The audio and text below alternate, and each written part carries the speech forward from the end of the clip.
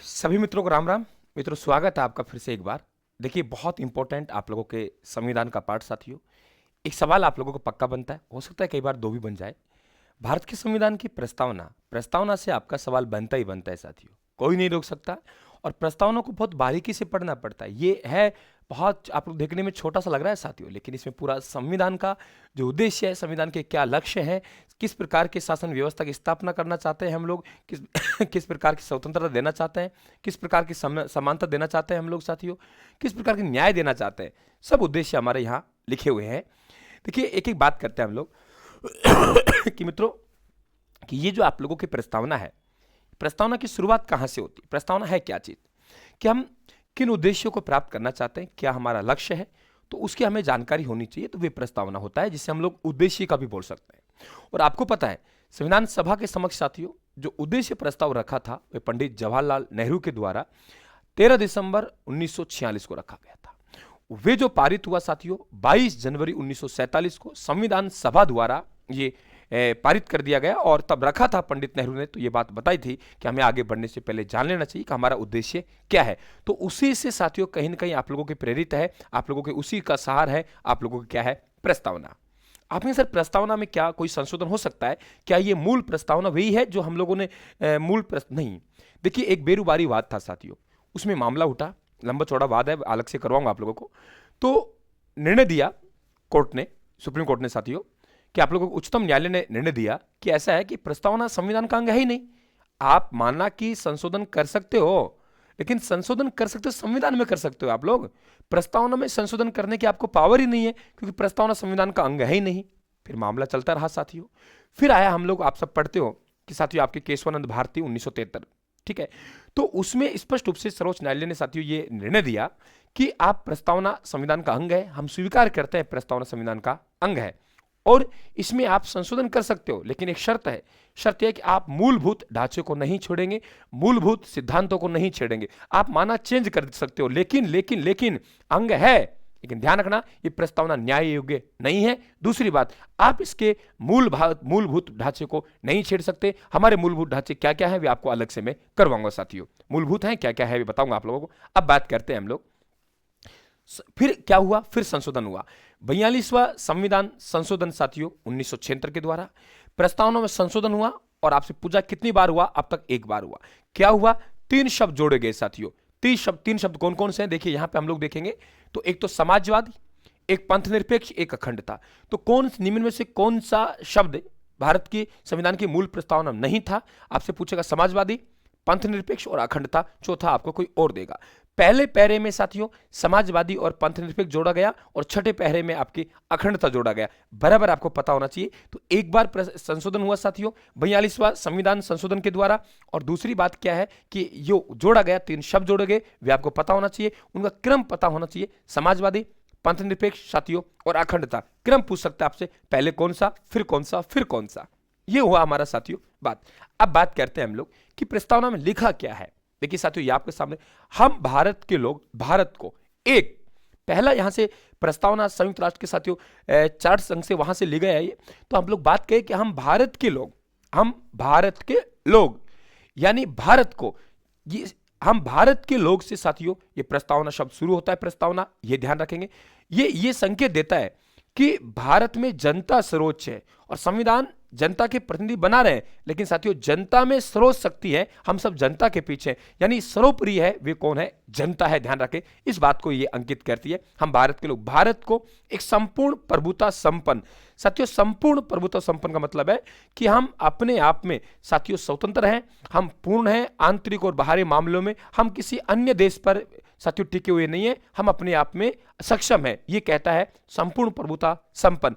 समाजवादी साथियों कि जो आप लोग उत्पादन के संसाधन है उन पे सबका वितरण समान रूप से होगा और सरकार प्रयास करेगी और सरकार साथियों उसका सरकारी नियंत्रण होगा।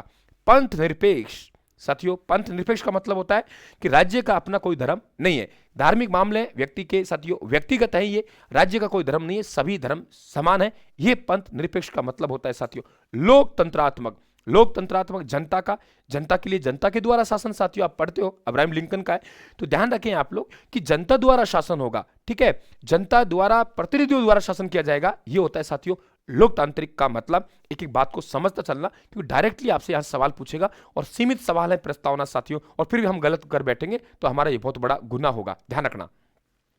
हम बात करें गणराज्य। गणराज्य का मतलब है साथियों कि हमारा राजतंत्र नहीं है, हम गणतंत्रात्मक हैं। और रही बात गणतंत्रात्मक, तो ध्यान रखना गणराज्य, यानी यहां राष्ट्र का जो मुखिया है यानी राष्ट्रपति, साथियों राष्ट्र का मुखिया वे निर्वाचित होगा, वंशानुगत नहीं होगा जैसे ब्रिटेन में होता है। तो हम क्या है, गणराज्य बनाने के लिए तथा उसके समस्त नागरिकों को सामाजिक, आर्थिक और राजनीतिक न्याय। अब देखो सवाल पूछेगा कितने प्रकार के न्याय की बात की है, सवाल पूछेगा निम्न में से भारत के संविधान की प्रस्तावना में किस प्रकार के न्याय की बात नहीं की गई है। अब देखो वहां देगा सामाजिक, आर्थिक, राजनीतिक, चौथा कोई और डाल देगा, या कितने प्रकार की न्याय की बात की है, आप कहेंगे 3, नंबर 1 सामाजिक, नंबर 2 आर्थिक, नंबर 3 राजनीतिक। सवाल बन सकता है। अब साथियों बात कर रहे हैं हम लोग स्वतंत्रता, कितने प्रकार की स्वतंत्रता की बात की है, आप लोग 5, कौन कौन सी, विचार, अभिव्यक्ति, विश्वास, धर्म और उपासना। ये डायरेक्टली आपसे क्रम से पूछ सकता है, ध्यान रखना क्रम से पूछ सकता है, पहले कह रहा हूं आप लोगों से, गलती करेंगे तुम जिम्मेवार होंगे। विचार, अभिव्यक्ति, विश्वास, धर्म और उपासना की स्वतंत्रता, कितने 5। फिर देखिए विचार, अभिव्यक्ति, अरे भाई विचार रख सकते हैं, अभिव्यक्त कर सकते हैं, हमारा विश्वास धर्म और उपासना में तो है ही, हमारा विश्वास धर्म और उपासना में तो है, तो विचार, अभिव्यक्ति, विश्वास, धर्म और उपासना की क्या है, स्वतंत्रता। अब बात करें समता, कितने प्रकार की समता है, कौन कौन समता की बात की है, प्रतिष्ठा और अवसर की, अवसर साथियों और आजादी की, ऐसे देगा ही आप लोगों को, और आपसे पूछेगा कि कौन सी बात की, आप टिक करेंगे, प्रतिष्ठा और अवसर की समता प्राप्त करने के लिए तथा उन सब में व्यक्ति की गरिमा और राष्ट्र की एकता और अखंडता सुनिश्चित करने वाली।